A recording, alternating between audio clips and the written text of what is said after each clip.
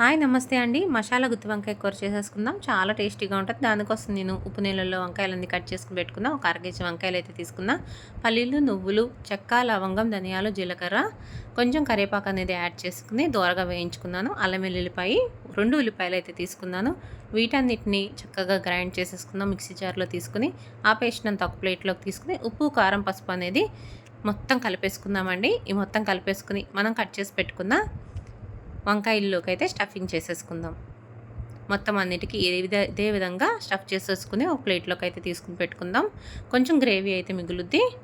ఇప్పుడు నేను పెద్ద బాండి పెట్టుకుని స్టవ్ వెలిగించుకుని తగినంత ఆయిల్ వేసుకుంటున్నా. మసాలా కర్రీ కదా, కొంచెం ఆయిల్ ఎక్కువ పట్టుద్ది.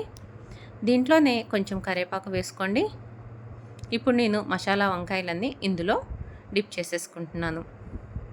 మొత్తం అన్నీ ఇలా వేసేసుకుని కొంచెం గ్రేవీ అయితే మిగిలింది కదా, మసాలా దీంట్లో వేసేసుకుని ఒక్కసారి మూత పెట్టేసుకుని చూద్దాము. ఒక 10 నిమిషాల పాటు వేయించుకుంటా ఉన్నామంటే మసాలా అంతా చక్కగా వేగిపోద్ది. చూడండి వేగింది కదా. ఇప్పుడు మనం మసాలా తొలిపి పోసుకున్న వాటర్ ఏదైతే ఉందో గిన్నెలో అది కూడా వేసేసుకుందాం. మొత్తం ఒకసారి మసాలా అంతా కలిసేలా కలుపుకుందాము వాటర్కి. ఇప్పుడు మొత్తం కలిపేసుకుని ఒక 5 నిమిషాల పాటు మూత పెట్టుకుని ఉంచుకున్నామంటే మన కర్రీ అయితే రెడీ అయిపోద్దండి. మనకి ఇంకొంచెం గ్రేవీ కన్సిస్టెంట్ రావాలి, అందుకనే ఇంకొకసారి మూత పెట్టేసుకుందాం. కొంచెం అయితే ఉడకాలి.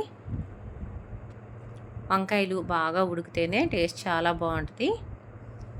మళ్ళొకసారి మూత పెట్టేసుకుని తీసుకుందాము. ఈసారి నేను కొత్తిమీర అయితే జల్లేసుకుంటున్నానండి. కర్రీ అయితే రెడీ అయిపోయింది. ఒకసారి మూత పెట్టుకుని ఫ్లేవర్ అంతా కర్రీకి పట్టేలాగా మూత పెట్టుకుందాం. చూడండి మనకి గుత్తి వంకాయ మసాలా కర్రీ అయితే రెడీ అయిపోయింది. టేస్టీ గుత్తి వంకాయ మసాలా కర్రీ సూపర్గా ఉంటుందండి.